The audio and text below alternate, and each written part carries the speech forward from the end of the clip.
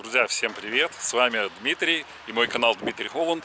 Если вы досмотрите эту серию до конца, вы узнаете, что такое Afsluitdijk, что такое полдер, какие новые земли появились в Нидерландах в середине 20 века.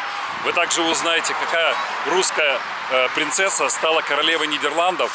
Вы также узнаете, что... В общем, досмотрите это видео до конца, вы очень много чего узнаете в этой серии.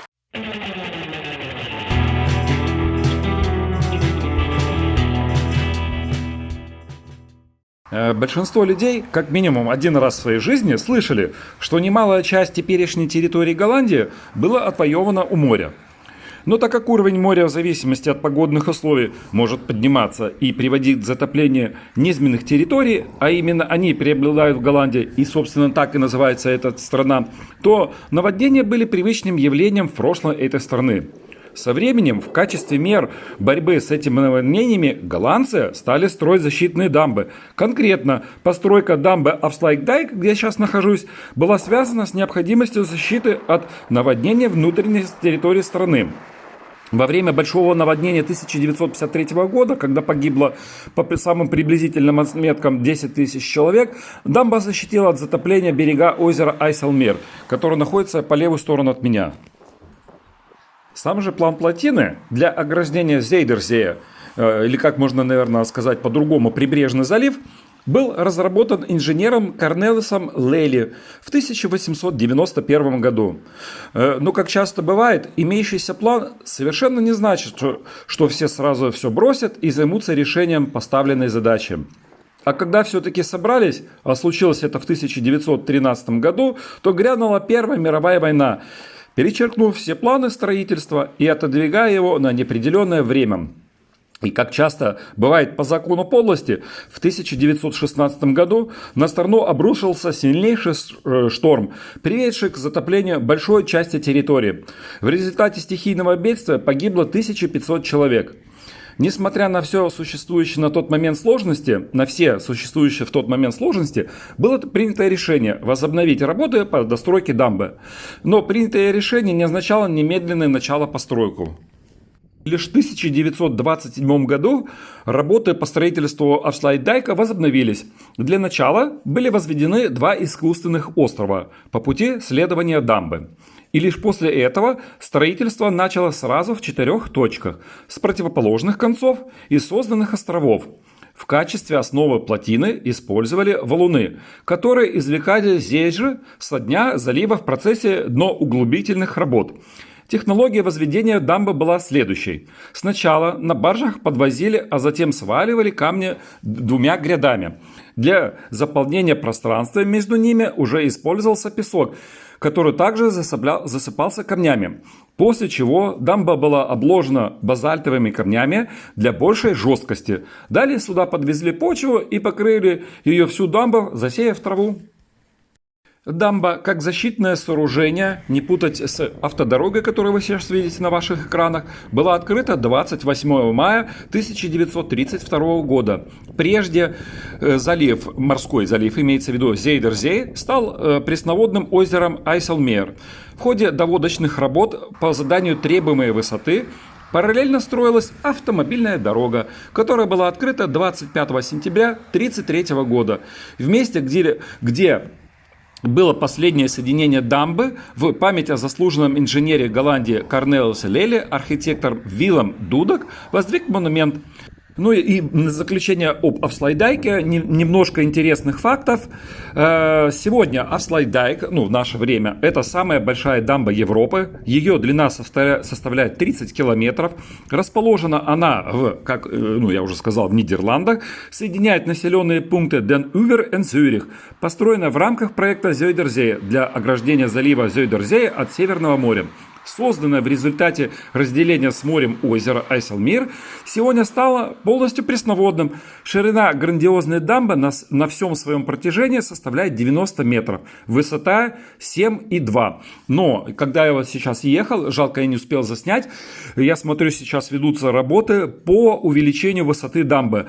Примерно визуально было видно, что на 1,5 метра увеличивают ее, так как уровень Мирового океана растет. Друзья, теперь я хотел бы рассказать, что такое полдер, или если, наверное, на русский язык переводить будет смягченно, польдер. Если попытаться объяснить в двух словах, то это участок земли, созданный искусственным путем осушения. Скорее всего, будет, я много читал, говорят, кто-то говорит озер, но это, скорее всего, будет низменной болотистой местности. Как правило, эта территория находится ниже уровня моря, поэтому ее окружают дамбами, которые и регулируют уровень воды. Кстати, международный аэропорт Схипхол, один из самых больших в мире, что находится возле Амстердама, возведен на осушенном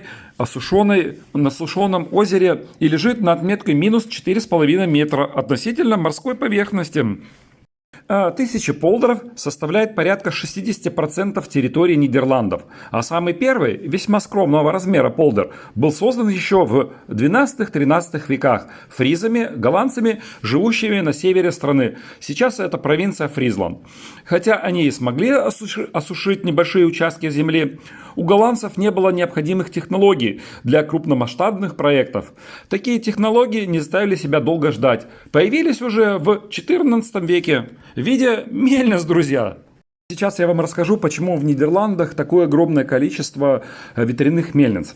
Талантливый инженер или гидроинженер и пионер мельницестроения Ян Лейхватер. Лейх – это пустой, ватер вода, то есть пустая вода. Так переводится фамилия этого гидроинженера. Произвел настоящий фурор, превратив несколько озер в сушу, используя силу ветряков. Но настоящий успех пришел к нему в 1612 году. В то время провинция Северная Голландия состояла по большей части из воды, нежели из суши, из-за чего постоянно возникала угроза потопления близлежащих городов. Воспользовавшись меркантильным интересом богатых торговцев, Лейхватер получил громадные инвестиции для воплощения в жизнь проекта по осушению озера Бимстермейер, находящийся на севере Амстердама. Этот район считается старейшей областью мелиорированных, я так вот буду читать, земель и включен в ЮНЕСКО список всемирного наследия. Так, друзья, что я хотел бы сказать в заключение о полдерах. Ярким представителем полдером является новая провинция, самая молодая провинция, которая называется Флеволанд. Она находится в центральной части страны на осушенной территории озера Айселмир. До этого это был залив Зайдерзее. Провинция была основана в 1986 году, 1 января. Делится на 6 общин, столица Лелиштадт, крупнейший город Алмира. Почему называется Лелиштадт, то есть столица этой провинции? Потому что названа в честь нидерландского инженера и государственного деятеля Корнелиуса Лели, который продвигал идею строительства Зайдерзее, системы рукотворных дамб и работ по осушению и дренажу земли, в результате которой удалось осушить значительную территорию и построить дамбу. Друзья, сейчас мы находимся в деревне, которая называется Анна Павловна. А если на русский мотив, на русскую транскрипцию, то называется деревня Анна Павловна. Так вот, почему голландская деревня названа русским именем? Дело в том, что Анна Павловна была дочка Павла I, которого потом мочканули. И она вышла замуж за Вильяма II. Он тогда был принц, а потом он стал королем. И она тоже, соответственно, стала королевой Нидерландов. Вот такая вот интересная история, друзья. Этот Вильям II, при нем утвердилась конституционная монархия в 18 веке. Вот представляете, в 18 веке, и до сих пор этот политический строй существует и поныне.